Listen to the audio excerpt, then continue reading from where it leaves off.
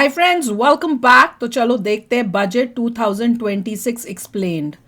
तो डिटेल्स पता करते हैं, वीडियो शुरू करते हैं। वीडियो शुरू करने से पहले अगर आप चैनल पर नए हो और आपने अभी तक सब्सक्राइब नहीं किया तो जल्दी से पहले सब्सक्राइब के बटन और बेल आइकन को क्लिक कर लो ताकि आपको हमारे सारे न्यू वीडियोस के नोटिफिकेशन मिल जाए जैसे हम अपलोड करें। अगर आपको वीडियो पसंद आता है प्लीज लाइक एंड शेयर। चलिए शुरू करते हैं। इस साल मेरी बजट से एक्सपेक्टेशन है 0। मिडिल क्लास को इस बजट में कुछ नहीं मिला। सिर्फ और सिर्फ टैक्स बढ़ाने की बात हुई और कुछ नहीं हुआ। मार्केट का हाल देखो, मार्केट 1000 पॉइंट से नीचे है। अक्सर बजट देखने के बाद देश का हाल कुछ ऐसा ही होता, क्योंकि बजट के दिन अचानक से देश में इकोनॉमिस्ट की संख्या बढ़ जाती है। लेकिन ये बजट पिछले कुछ बजट से काफी डिफरेंट था, क्योंकि इस बजट के बाद अगर सबसे ज्यादा दुखी कोई होने वाला है तो फिर वो है इन्वेस्टर। इस साल फोकस फ्रीबीज पर नहीं था, टैक्स रिडक्शन पर भी नहीं था। इस साल फोकस हुआ तो फिर कैपिटल एक्सपेंडिचर में। ऐसे प्लान्स बनाए गए जिनसे लॉन्ग टर्म में देश का फायदा हो सकता है। मैं नहीं चाहता कि आपका हाल कुछ ऐसा हो। This budget is also very important budget, very nice budget, very best budget. तो चलिए समझते हैं बजट 2026, लेकिन एक आसान भाषा में।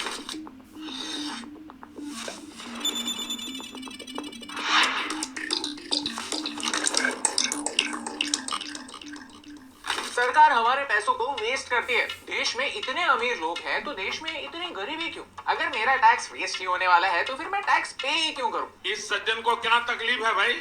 1 फरवरी भारत के लिए काफी इम्पोर्टेंट दिन होता है, क्योंकि आज के दिन देश का हर एक इंसान इन सवालों के एग्जैक्ट जवाब दे सकता है सिर्फ एक डॉक्यूमेंट पढ़कर। क्योंकि आज हमारी finance minister union budget present करती है। लेकिन मैं कॉमर्स बैकग्राउंड से हूँ नहीं ना, तो फिर मुझे बजट कैसे समझेगा? टेंशन नॉट, आई बस ये और मैं ये कॉन्फिडेंटली कह सकती हूँ कि बजट उतना डिफिकल्ट आपको वही कॉमर्स आपको नहीं चाहिए टू अंडरस्टैंड बजट। बेसिक नहीं जितना लगता है। कुछ कॉन्सेप्ट समझने होंगे बस। आज हमारा टारगेट ये है कि बजट को इतना सिंपल बनाना है कि एक 10 साल का बच्चा भी इसे समझकर सही सवाल पूछ सके। क्योंकि ये एक डॉक्यूमेंट से हमें 3 मुद्दे पता चलते हैं।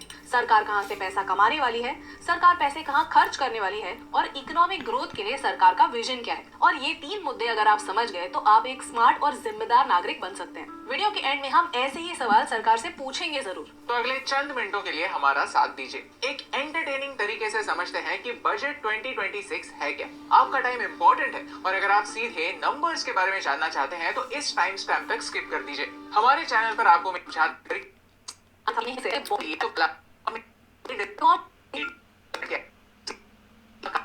हमारा हम इमेजिन करते हैं कि अगर हमारा देश पूरे एक साल में 1 रुपया कमाता है तो फिर ये 1 रुपया कहाँ से आता है। मतलब हमारी देश की इनकम अगर 1 रुपया है तो फिर इसके कॉन्स्टिट्यूएंट्स क्या है? कॉर्पोरेशन टैक्स है 18 पैसे, इनकम टैक्स है 21 पैसे, जीएसटी और अदर टैक्सेस हैं 18 पैसे, कस्टम से 4 पैसे आते हैं, यूनियन एक्साइज ड्यूटी से 6 पैसे, नॉन टैक्स रेवेन्यूज हैं 10 पैसे, नॉन डेट कैपिटल रिसीट्स हैं 2 पैसे। और इतना करने के बाद भी हमें 24 पैसे बोरो करने पड़ते हैं, क्योंकि हमारे सारे खर्चे मीट नहीं होते।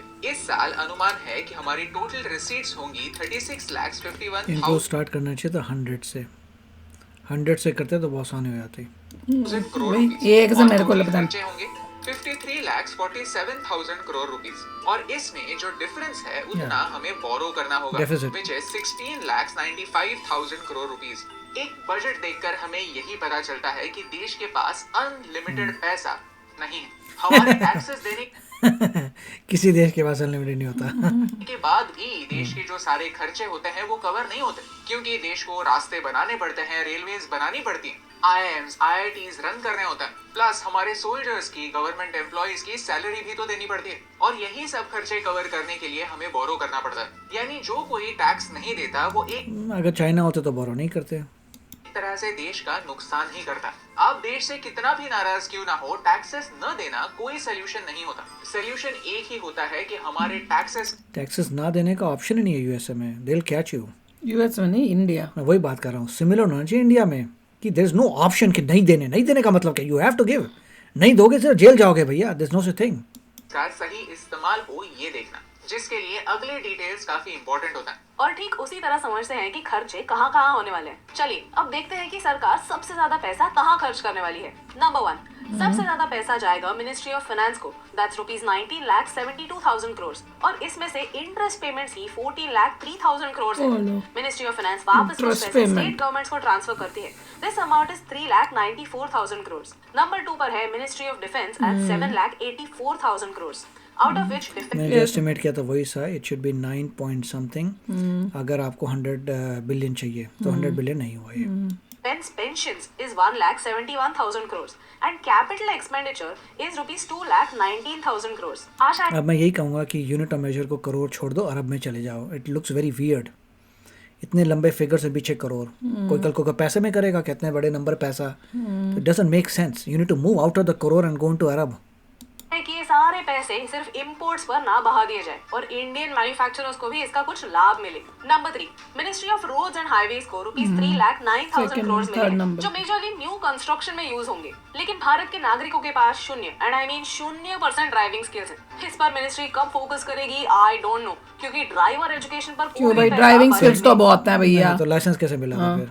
अगर ड्राइविंग स्किल नहीं होते ना, जिस तरह से बिना लॉ के कहीं भी घुसे अड़ देते और एक्सीडेंट नहीं होते। यूएसए में कोई ऐसे चला के देखे सारी सड़कें एक्सीडेंट से भरी होंगी। मैं तो हैरान होती हूँ कैसे चला रहे हैं। पॉइंट ये है कि ड्राइवर लाइसेंस जो इशू कर रहा है वो चेक नहीं करता बंदे को। नहीं, उनको आता है पर वो रूल्स नहीं कोई बने हुए, रूल्स फॉलो नहीं हो रहे, ये प्रॉब्लम है। लाइंस नहीं बनी हुई, वो नहीं बना हुआ। हाँ, ऐसा नहीं है कि ड्राइविंग आती नहीं है। लोग जितना अच्छा चलाते हैं ना, मैं कहती हूँ ये तो इतने एक्सपर्ट हैं कि साथ में यूं कैसे कोई सोच कर करता है। You can't do it here, तो यहाँ वो पे तो स्पीड पता ही नहीं फास्ट। चलता मुझे। तो लेन्स बनाओ, रूल्स बनाओ, वो चाहिए। मुझे नहीं दिखा।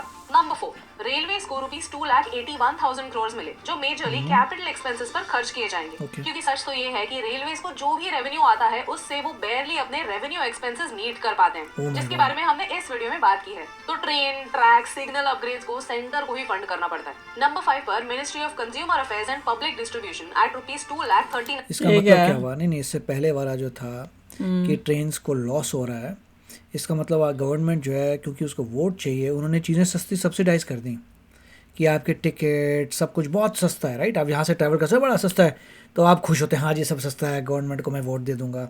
जबकि ये नहीं पता उसकी एक्चुअल कॉस्ट बहुत ज़्यादा है। You are paying less than the actual cost and you are going in क्या बोलते हैं नेगेटिव नंबर्स। देश जा रहा है, आपको तो फायदा हो रहा है पर्सनल, पर वैसे देश धीरे धीरे आप तो पावर में आ गए मगर देश को सत्यानाश कर दिया, क्योंकि एक्चुअली वो कॉस्ट नहीं है, cost is much more than that. कोई करना नहीं चाहता क्योंकि हर एक को वोट करके अपनी पावर में आना है। दैट इज, अगर कोई बोलता ना कि रेलवे लॉस में जा रही है, क्यों जा रही है, इसका मतलब आपने टिकट के प्राइस बहुत कम रखे हैं खुश करने के लोगों के लिए। That is not even the cost, उससे बहुत ज़्यादा लगती है भैया, तो ये प्रॉब्लम है। 9,000 crores, out of which MSP subsidy is rupees 2,28,000 crores. Number 6, Ministry of Home Affairs को rupees 2,55,000 crores मिले हैं जो मेजरली पुलिस फोर्सेस और यूनियन टेरिटरीज पर खर्च किए जाने वाले हैं। नंबर 7, रूरल डेवलपमेंट मिनिस्ट्री को रुपीस 1,97,000 करोड़ मिले हैं, जिसमें old and new MNREGA scheme and PM Gram Sadak Yojana included है। Number 8, ministry of chemicals and fertilizers को रुपीस 1,70,000 करोड़ दिए हैं, जो ऑलमोस्ट पूरी तरह से ये सारी प्रॉब्लम केमिकल फर्टिलाइजर की है कि इंडिया बना नहीं पा रहा इतने समय से केमिकल और फर्टिलाइजर। उसके लिए रशिया से कभी लेते हैं, कभी कहीं और से लेते हैं, तो इसमें भी एक R&D इंक्रीज होनी चाहिए। आपको चाहिए जो केमिकल इंजीनियरिंग वाले, जो केमिस्ट्री से आगे बढ़े, केमिकल केमिस्ट्री से। फर्टिलाइजर सब्सिडी पर खर्च होगा। नंबर 9, मिनिस्ट्री ऑफ एग्रीकल्चर जिन्हें 1,40,000 करोड़ दिए हैं, जिसमें क्रॉप इंश्योरेंस, इंटरेस्ट सब्सिडी और पीएम किसान स्कीम पर ऑलमोस्ट 98,300 करोड़ स्पेंड होंगे और एग्रीकल्चरल रिसर्च पर 10,000 करोड़ भी खर्च नहीं होंगे। नंबर 10, एजुकेशन पर रुपीस 1,39,000 करोड़ खर्च होंगे। ये सिर्फ सेंटर के लेवल पे हैं, यानी केंद्रीय विद्यालय, नवोदय विद्यालय, स्कॉलरशिप्स एक्सेट्रा पर खर्च किए जाएंगे। अब कुछ और इंपॉर्टेंट फील्ड्स देखते हैं। डिपार्टमेंट ऑफ एटॉमिक एनर्जी को 24,000 करोड़ मिले हैं, जिसमें से ऑलमोस्ट 10,000 करोड़ कैपिटल एक्सपेंडिचर है to build new atomic power plants. As usual ISRO को सिर्फ 13,000 करोड़ मिले हैं। For context, department of post को 27,000 करोड़ मिले हैं, यानी इसरो का डबल। हम पोस्ट डिपार्टमेंट के लॉसेस को भरने में पैसा खर्च करते हैं, लेकिन स्पेस जैसे वाइटल इंडस्ट्री के लिए हम पैसे नहीं जुटा पाते। आज हमारा होम इंडिया में तो पोस्ट यूज होती होगी, पता नहीं।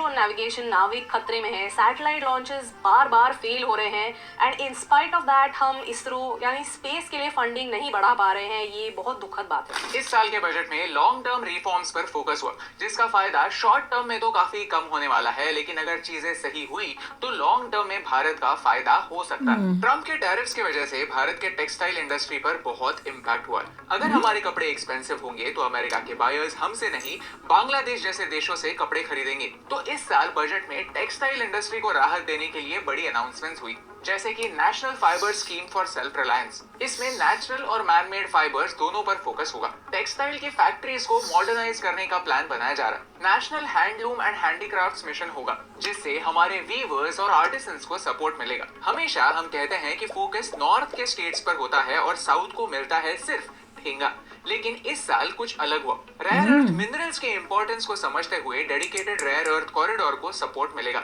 आंध्र प्रदेश, ओडिशा, केरला और तमिलनाडु जैसे स्टेट्स को ये सपोर्ट मिलने वाला है। इससे स्मार्टफोन्स, ईवीज और डिफेंस जैसे सेक्टर्स में इंडिया का बहुत फायदा होगा, क्योंकि हम इंपोर्ट डिपेंडेंसी कम कर पाएंगे। This is a big announcement, क्योंकि ये नेशनल इंटरेस्ट के लिए काफी इंपॉर्टेंट है और ये सरकार की एक बुरी आदत को भी एड्रेस करता है कि नॉर्थ को फुल सपोर्ट और साउथ को कुछ नहीं। इस साल सिटीज पर अच्छी तरह से फोकस करने की बात हुई।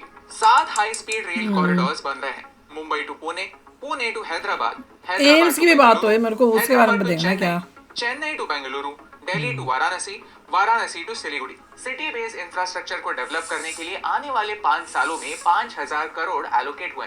इनमें टियर 2 और वो टियर डिफेंस के लिए था। सिलीगुड़ी चिकन नेक है, इसीलिए वहाँ क्या किया है कि सारा जल्दी से जाना पड़े तो जा सके। 3 सिटीज पर फोकस होगा, टेम्पल टाउन्स पर फोकस होगा। अब जो इतना सारा पैसा एलोकेट हो रहा है, हम सिर्फ होप ही कर सकते हैं कि ये सारा पैसा सिर्फ कंक्रीट के रास्ते बनाने में ही खर्च ना हो जाए। थोड़ा सा पैसा फुटपाथ्स बनाने में, पब्लिक स्पेसेस बनाने में, पार्क्स बनाने में भी खर्च हो, तभी क्वालिटी ऑफ लाइफ इंप्रूव होगी, तभी मजा आएगा। अक्सर आपने देखा होगा कि एनआरआईज इंडिया में आते हैं और अपना सारा मेडिकल काम करके जाते हैं। कोई हम तो डेंटिस्ट नहीं के पास कर रहे। जाता है, कोई छोटी मोटी हमें नराई नहीं है, इसलिए हमने तो सर्जरी करवा। यू नॉट नराई। ये सच है कि इंडिया के डॉक्टर्स बहुत टैलेंटेड है और हमारे हेल्थ केयर में क्वालिटी भी है और कॉस्ट भी कम है। यानी क्वालिटी के साथ अफोर्डेबिलिटी इंडिया में ऑलरेडी है। इसका फायदा लेते हुए मेडिकल टूरिज्म को प्रमोट करने की बात हुई। प्राइवेट पार्टनरशिप के साथ 5 मेडिकल टूरिज्म हब्स डेवलप होंगे। टूरिज्म पर फोकस हो रहा है, ये अच्छी बात है। मेडिकल इंफ्रास्ट्रक्चर अपग्रेड हो रहा है, ये अच्छी बात है। और हम सिर्फ भारत की जनता को ही नहीं, बाहर के लोगों को भी सर्व करने की बात कर रहे हैं। और जब भी कोई टूरिस्ट भारत में आता है तो उसका सबसे पहले सामना होता है एक टूरिस्ट गाइड से। अगर वो टूरिस्ट गाइड अच्छा होगा तो ही भारत की छवि अच्छी बनेगी। इसीलिए टूरिस्ट गाइड नॉट रियली, वो ठीक है, अच्छी बात है, मगर आपको चीज़ें साफ करनी पड़ेंगी। देन एवरीथिंग सबसे पहले कंट्री को साफ करो। इतनी गंदगी, गंदे हर होना जगह चाहिए कहीं। कूड़ा ही कूड़ा होता है, जहाँ जाओ वहाँ पे गंद पड़ा हुआ है। अच्छा वो गाइड आ सफाई। जाए उससे कुछ नहीं होगा, माल पहले साफ होना सब चाहिए। क्लीनलीनेस सबसे पहले होना yeah. चाहिए। को ट्रेन करने का प्रोग्राम आईआईएम की मदद से बनने वाला है, जिनमें 10,000 टूरिस्ट गाइड्स को अपग्रेड किया जाएगा। हमारे tour guides face of Indian tourism है। हमें उन्हें प्रॉपर्ली ट्रेन करना ही पड़ेगा ताकि वो फॉरेन टूरिस्ट के लिए अच्छे होस्ट बन पाए। अगर किसी फॉरेन टूरिस्ट का इंडिया में आने के बाद एक्सपीरियंस अच्छा होता है तो फिर इंडिया की ब्रांड को भी मदद मिलती है और फिर टूरिज्म सेक्टर भी प्रमोट होता है। हम वर्ल्ड क्लास ट्रैकिंग और हाइकिंग एक्सपीरियंस दुनिया को दे सकते हैं, जिसमें हिमाचल प्रदेश, उत्तराखंड और जम्मू और कश्मीर पर फोकस होने वाला है। उड़ीसा, कर्नाटका, केरला में टर्टल नेस्टिंग साइट्स हैं जिन पर फोकस करके टूरिज्म को बढ़ावा दिया जाएगा। नॉर्थ ईस्ट में टूरिज्म प्रमोट करने के लिए बुद्धिस्ट सर्किट्स को प्रमोट किया जाएगा। अरुणाचल प्रदेश, सिक्किम, असम, मणिपुर, मिजोरम, त्रिपुरा जैसे स्टेट्स को इससे फायदा होगा। टूरिज्म इंडस्ट्री को प्रमोट करने से एम्प्लॉयमेंट भी बढ़ती है और काफी इंपॉर्टेंटली डॉलर्स, जिनकी हमें सब जरूरत है, वो भारत में आता है। I am happy to tell you कि इस बजट में मेंटल हेल्थ की भी बात नॉट नेसेसरी डॉलर्स, वो तो तभी होगा अमेरिकन घूमने आ रहे हैं, यूरोप से आ रहे हैं, देन यूरो आएगा। हुई। नॉर्थ इंडिया में कोई भी बड़ा नेशनल इंस्टीट्यूट जो मेंटल हेल्थ पर फोकस करता है ही नहीं। तो नॉर्थ इंडिया में निम्हांस 2 एस्टैब्लिश होगा और रांची और तेजपुर में रीजनल हब्स भी होंगे। All of these are great ideas, लेकिन अगर आपने नोटिस किया होगा तो इन सारे आइडियाज को एग्जीक्यूट करने में टाइम लगने वाला है। इनमें इन से सारे आइडियाज़ को एग्जीक्यूट करने के लिए गवर्नमेंट आगे आ रही है, ये नहीं कि प्राइवेट एंटिटी खोल दे मेडिकल ये मेंटल हॉस्पिटल्स। कोई भी चीज शायद 1 साल में नहीं हो पाएगी। तो ये काफी लॉन्ग टर्म के काफी नोबल प्लान्स है, लेकिन इतनी सारी बड़ी बड़ी अनाउंसमेंट्स करने से क्या फर्क पड़ता है अगर हम एग्जीक्यूशन में ही मात खाने वाले हैं। तो ये सब सुनने के बाद क्या आप इस साल के बजट से खुश हैं? चलिए कमेंट्स में डिस्कस कर। भैया इनके हिसाब से तो लग रहा है कि इनको इतना अच्छा नहीं लगा है बजट। पर देखो, मैं तो ये सोचूं कि हर बारी सिर्फ एक कॉमन मैन के लिए ये सस्ता कर दो, वो सस्ता कर दो, वो तब बजट अच्छा हो जाता है। ये थोड़ी को होता है कि भैया टैक्सेस कम कर दिए, जैसे इतनी सा पिछली बारी सैलरी अगर तुम्हारी इससे कम है तो कोई टैक्स नहीं होगा, तब आप बोलते हो कि भैया अच्छा है।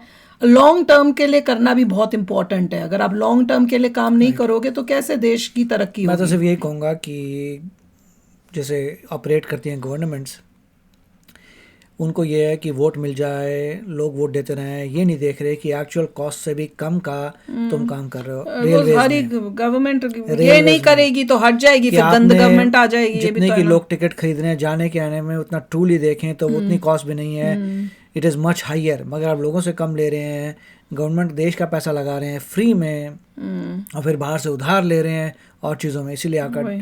डेट बढ़ रहा है। वो तो है, और मैं भी उसमें देख के शौक लगता है, पर क्या करें, गरीबी इतनी है, लोग अफोर्ड नहीं कर सकते, फिर कैसे उनको पब्लिक ट्रांसपोर्ट चाहिए, पब्लिक ट्रांसपोर्ट कैसे सस्ती करें, ये भी क्वेश्चन है। तो एटलीस्ट मैं तो ये कह रही हूँ कि एटलीस्ट इंडिया में गवर्नमेंट कर तो रही है, यूएसए में तो ऐसा कुछ फंडा ही नहीं है, तभी तो USA is capitalism. Public transportation यहाँ पे इज इक्वल टू गाड़ी में जाना। हम लोग तो इसलिए कभी, मैं तो कभी ट्रेन में भी नहीं गई, ट्रांसपोर्टेशन की जरूरत इसलिए नहीं पड़ती क्योंकि there are not that much population is not there. Population नहीं है, इतना वेल कनेक्टेड नहीं अभी है, जितनी और पब्लिक जो भी ट्रेन्स हैं वहाँ पे कोई बैठता नहीं है। और साथ में जो ट्रेन की टिकटें होती हैं वो भी इतनी महंगी होती है, उससे बंदा कहता है कि आराम से हम अपनी गाड़ी में या उससे क्यों ना चले, वो ज्यादा कंफर्टेबल इस है। सिटी में अगर आप जितनी बसेस देखें, हर आधा घंटे में हमारे घर के आगे से बसेस जाती हैं, खाली पड़ी खाली, होती हैं। सारी की खाली खाली Nobody होती uses them. है। मैं तो Population कभी बहुत बैठी कम भी है। नहीं हूँ, बस मुझे पता भी नहीं कि उनका सिस्टम क्या है। करेक्ट। मैं हैरान होती हूँ कि भैया कहाँ से वो, क्योंकि इंडिया में तो मुझे याद है कि कंडक्टर को बोलते हैं भैया यहाँ होगा तो बता देना, यहाँ पे तो पता ही नहीं कैसे पता चले कौन सा तुम्हारा बस स्टैंड है, क्या है, मुझे तो कोई और ये आइडिया नहीं है। 4th largest city in the US है, छोटी मोटी नहीं है कोई। और यहाँ पे मेरे ख्याल से सबसे बेस्ट ट्रांसपोर्टेशन सिस्टम होगा पब्लिक का, क्योंकि जैसे बाकी बड़ी सिटीज होती हैं यहाँ पे भी होना चाहिए। तो चलो यार, आप भी शेयर करना अपने थॉट्स। चलते हैं, मिलेंगे नेक्स्ट वीडियो में बहुत ही जल्द। Till then take care and bye bye. तो अगर आप मेरे इस चैनल पे नए हो तो जल्दी से सब्सक्राइब के बटन को हिट करो और बेल आइकन को क्लिक करो, ताकि आपको मेरा जब नया वीडियो मैं लगाऊं आपको उसके बारे में जल्दी से पता चल जाए।